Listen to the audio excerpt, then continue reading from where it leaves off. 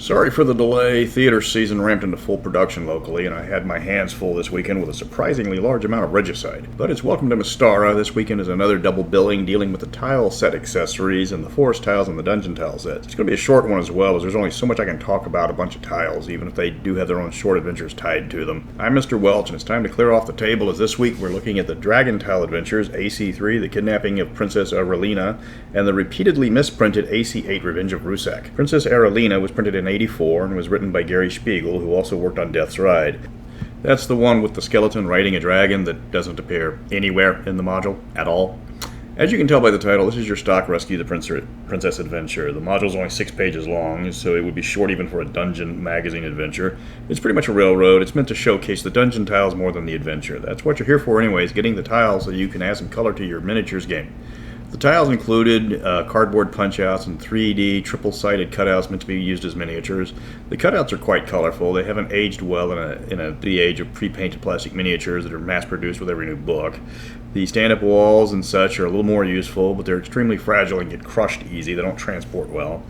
Add in the fact there's no easy way to move them around, and you can see why this never caught on in the long run with the foldable tiles that you glue together.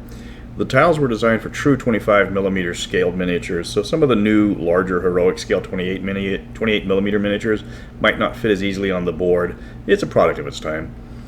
The tiles themselves are your standard cardboard stock, showing all sorts of things you can find in a dungeon. You've got chests, treasure piles, traps, spiders, smoke, stairs, fountains, statues, trapdoors, and even fancy furniture. Typical dungeon stuff.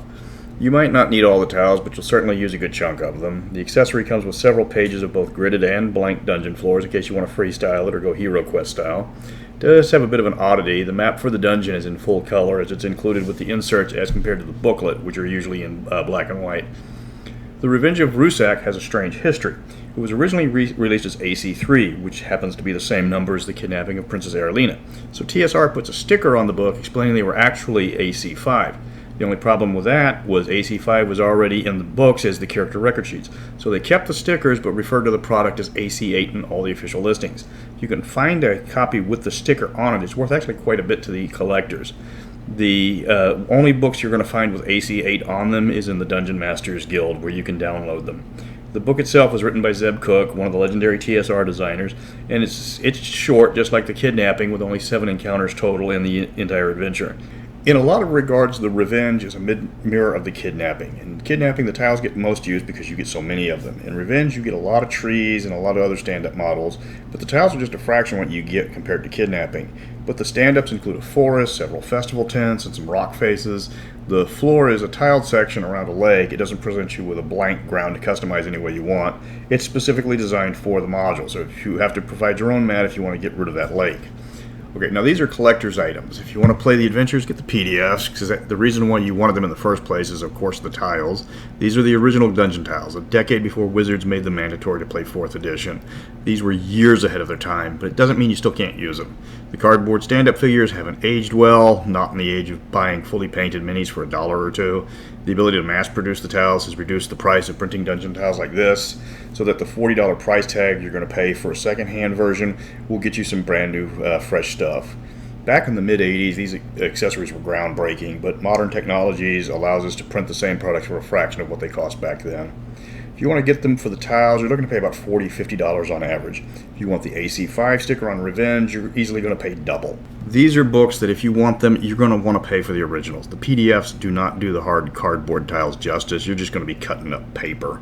The stand-ups are worthless if you print them on paper. They have to have some degree of rigidness to stand up. That's going to wrap up AC3 and AC8. Back in the 80s, they represented the future of D&D, and they have become exactly that. Instead of having 2 modules that provide you with a few tiles, you have a massive selection of options from a dozen vendors now. Instead of glued together cardboard stand-ups, we've got plastic miniatures for just a couple of bucks.